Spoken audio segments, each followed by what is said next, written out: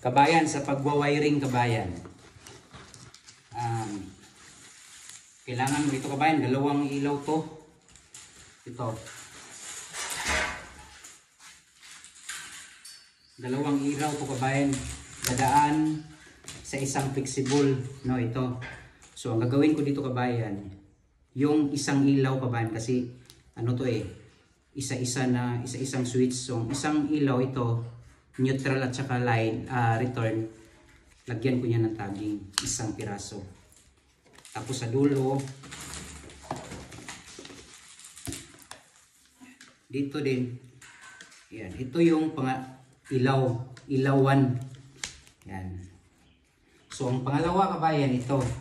Ang ilalagay ko dyan kabayan, isa, dulo-dulo to isa, dalawa. Ayan.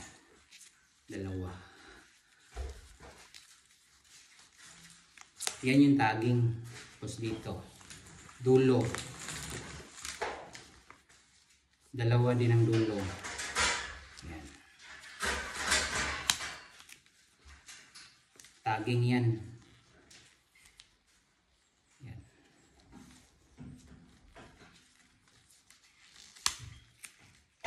So, malilaw na. Ito. Yan. Return 1, return 2. Tapos, ilagay yan sa isang flexible. Yan.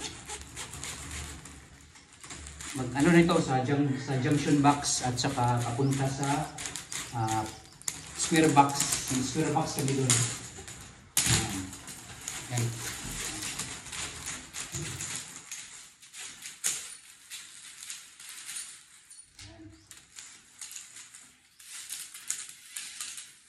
Yan, dulo to dulo. Hindi ka na malilito kasi may tagging isang tape. Tapos dito sa dulo, isang tape. Dito sa kabila, dalawang tape. Dalawang tape. So, return 1, return 2. So, hindi ka na ano kabayan. So, ang next na gagawin ko dyan, ilagay ko na. Yan sa gilid-gilid. Tingnan nyo ko.